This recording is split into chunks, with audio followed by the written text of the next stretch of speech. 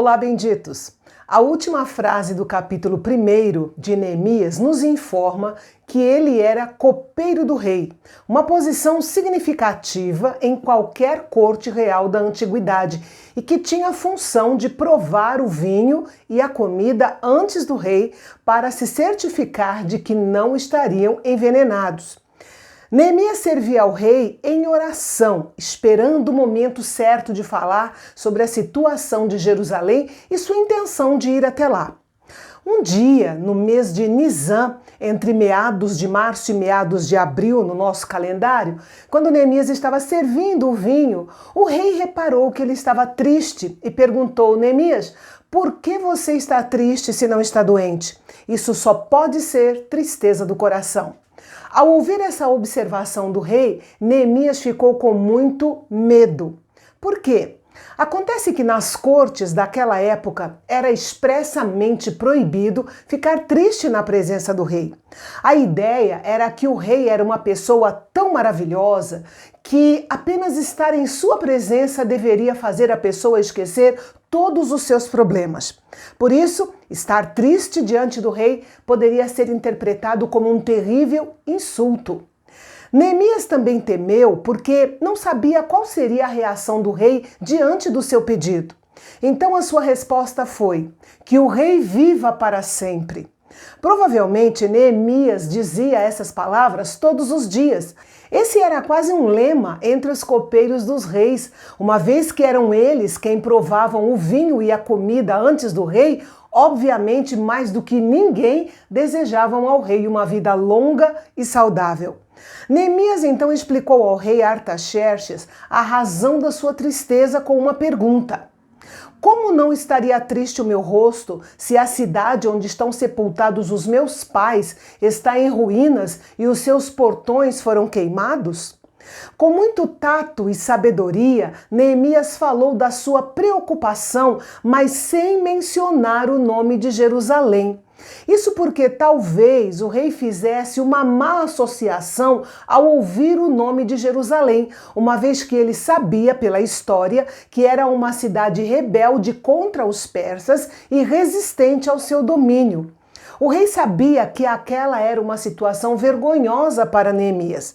Por isso se solidarizou e perguntou: o que eu posso fazer para ajudar? Imediatamente Neemias soube que os 4 meses de oração estavam sendo respondidos. Aquela pergunta envolvia todo o poder e toda a riqueza do reino. Era uma oportunidade incrível e ele não queria perdê-la. Por isso, mais uma vez, ele orou. Não foi uma oração longa e extensa, mas sim uma oração instantânea e silenciosa. Lembrando que essa oração emergencial teve por base 4 meses de jejum e oração. Não foi apenas um período conversando com Deus, mas também ouvindo Deus e elaborando um plano para colocar em prática quando surgisse uma oportunidade. Com muita sabedoria, Neemias fez o seu pedido ao rei. Nos versículos 6 a 8, nós lemos que ele pediu que o rei o nomeasse governador de Judá e que lhe desse a autoridade necessária para reconstruir os muros da cidade. Também disse ao rei qual o período que pretendia ficar em Jerusalém, mas nós não sabemos qual foi esse período. De acordo com o capítulo 5, ele serviu como governador durante 12 anos. Nesse período, ele foi à Pérsia prestar contas ao rei, mas logo voltou para Jerusalém. Neemias pediu também cartas do rei para que ele tivesse uma viagem segura e os materiais necessários para a construção de edifícios e dos muros de Jerusalém. Veja que a fé não substitui o planejamento. Neemias já tinha tudo planejado. A resposta positiva do rei é a prova da soberania de Deus sobre tudo que diz respeito às nações. Ele usou um rei pagão para que o seu plano relacionado ao seu povo fosse executado.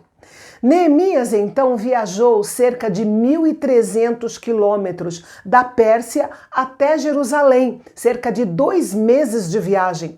Ele estava muito bem preparado. Tinha as cartas do rei, capitães do exército e cavaleiros do rei que o acompanhavam, e também tinha suprimentos substanciais de madeira da floresta do rei. Quando a caravana oficial chegou em Jerusalém, com certeza chamou a atenção, especialmente daqueles que eram inimigos de qualquer um que se preocupasse com o bem-estar de Jerusalém e dos judeus.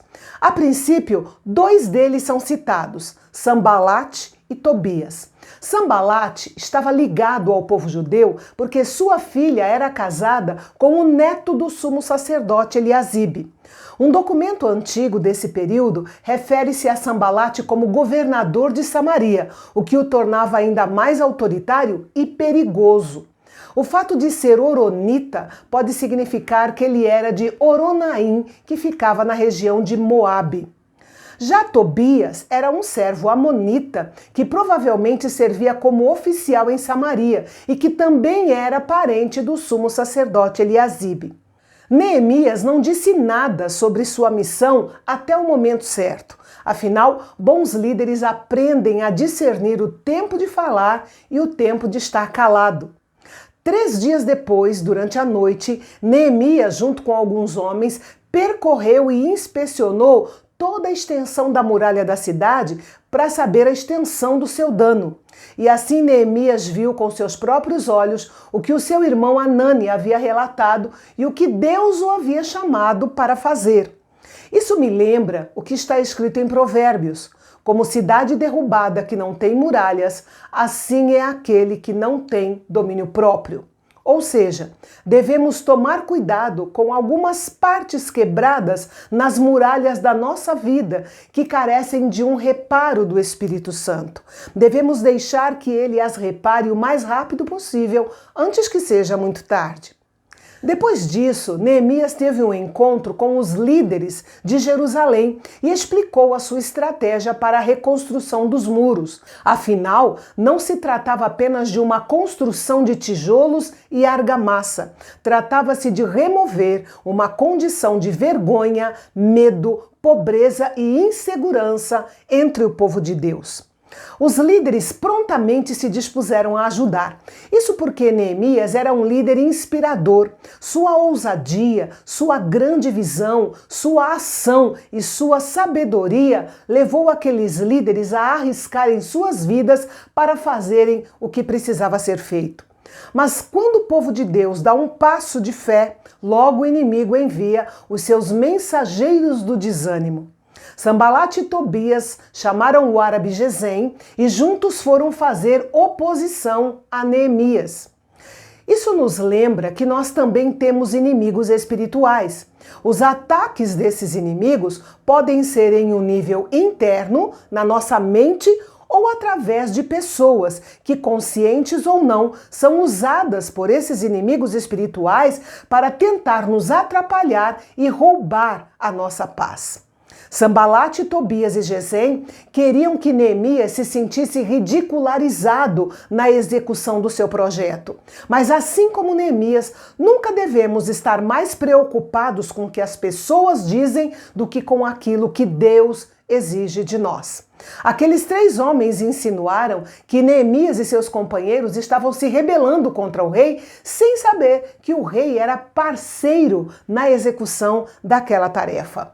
Na sua resposta, Neemias fez uma clara distinção entre o povo de Deus e os inimigos de Deus que se opunham ao trabalho. Ele fez 3 afirmações contundentes ao dar sua resposta a eles. Primeira, eles não teriam nenhuma parte naquele projeto, ou seja, não teriam nenhuma porção de terra.